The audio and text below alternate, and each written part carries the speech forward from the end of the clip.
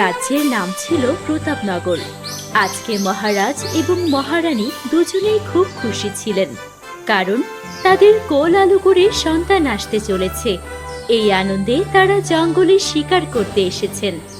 আপনি একটু দাঁড়ান, আমি ওই ঝর্ণার ধার থেকে একটু ঘুরে আসি।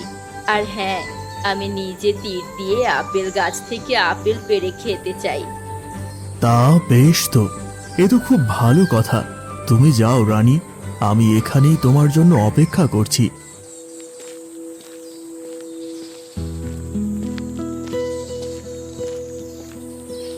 আরে বাহ, কি চমৎকার একটা আপেল গাছ! এত সুন্দর আপেল আমি কখনোই দেখিনি। যাই, তীর ছুঁড়ে একটা আপেল পারি।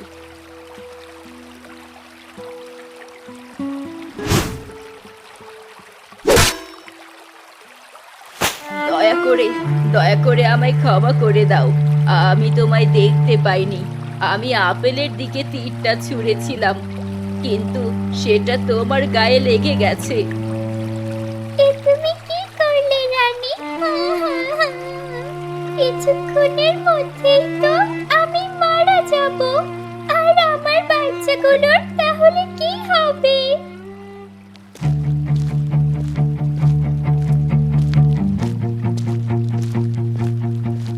কি ব্যাপার রানী, তোমার ফিরতে এত দেরি হলো দেখে আমি এখানে চলে এলাম।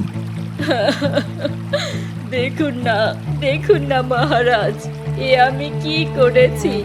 আপেল পাড়তে গিয়ে ভুল করে আমি পাখিটার গায়ে তীর ছুঁড়ে মেরেছি। এখনো রক্তাক্ত অবস্থায় পড়ে আছে। কিছুক্ষণের মধ্যেই হয়তো ও মারা যাবে। সামান্য একটা পাখির জন্য তুমি এইভাবে কাঁদছো রানী? যে মরার এমনিতেই মরবে, তুমি কেঁদো না। এভাবে তোমাকে কষ্ট পেতে দেখলে আমার খুব খারাপ লাগে। অহংকারী রাজা, আমি রক্তাক্ত অবস্থায় পড়ে আছি, আর তুমি কিনা আমাকে বলছো সামান্য একটা পাখি? আমি তোমাকে অভিশাপ দিলাম, তোমার সন্তান হবে অন্ধ। সে কোনোদিন এই পৃথিবীর আলো দেখতে পাবে না। না, এমন অভিশাপ তুমি দিও না পাখি।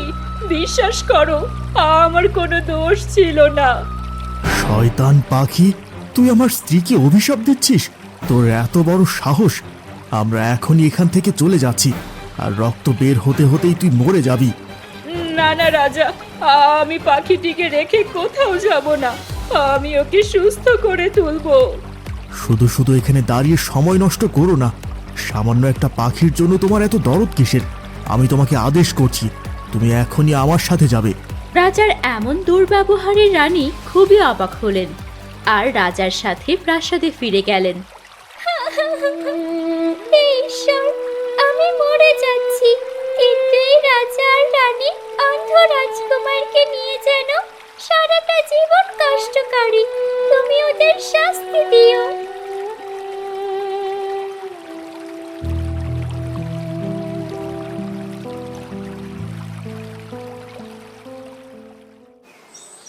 সাধু বাবা, দয়া করে আমাদের সাহায্য করুন।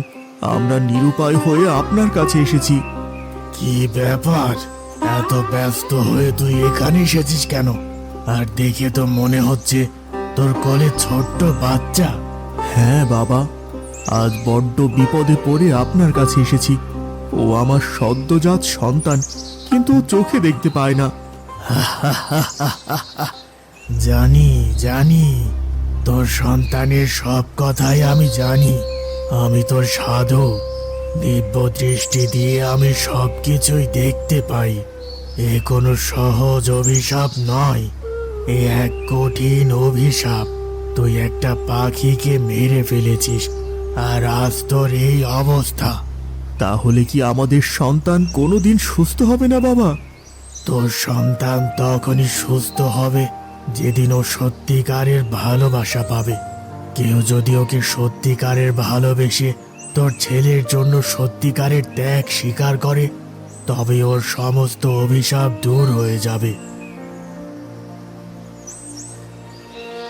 এভাবেই কেটে যায় 15টি বছর।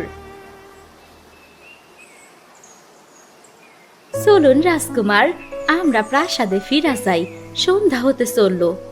আর একটু অপেক্ষা করো দাসী, আজকের আবহাওয়াটা খুব সুন্দর, কেমন যেন শীত শীত লাগছে। হ্যাঁ রাজকুমার, গ্রীষ্মকাল শেষ হয়ে এখন শীত আসতে চলেছে, চারিদিকে অপার্থিব সৌন্দর্য। আমার পৃথিবীর সব সৌন্দর্য খুব দেখতে ইচ্ছে করে সবকিছু প্রাণ ভরে দেখি। এই দেখ দেখ, অন্ধ রাজকুমার হেঁটে যাচ্ছে, ওকে দেখলে কেমন যেন হাসি পায়।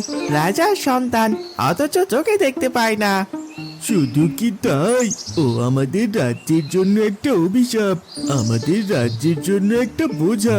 ও তো কোনোদিন আমাদের কোনো উপকারে আসবে না। আরে বাবা, এই রাজকুমারের ওপর অভিশাপ আছে, আর তাই তোর এই অবস্থা। আমাদের কপালে ওর মতো একটা রাজকুমার জুটলো। চল বাবা, আমরা এখান থেকে চলে যাই, শুনতে পেলে আবার সর্বনাশ হয়ে যাবে। দূর থেকে প্রজাদের এমন কথায় রাজকুমার খুব কষ্ট পেল। চলো দাসী, আমরা বাড়ি ফিরে যাই, এখানে আর এক মুহূর্ত থাকবো না। লোকজন আমাকে নিয়ে হাসাহাসি করছে। ওদের কথায় একদম মন খারাপ করবেন না রাজকুমার, পৃথিবীতে অনেক খারাপ লোক আছে যারা সব সময় মানুষকে কষ্ট দিয়ে কথা বলে।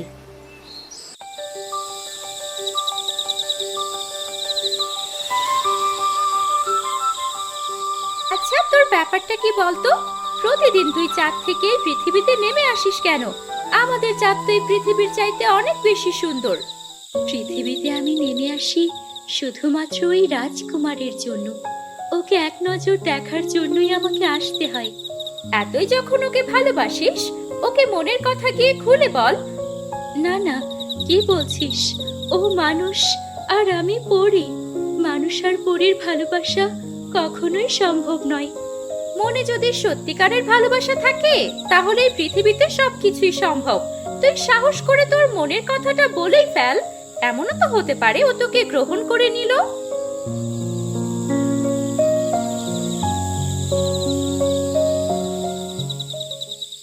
এ কি, কার কথা শুনতে পাচ্ছি?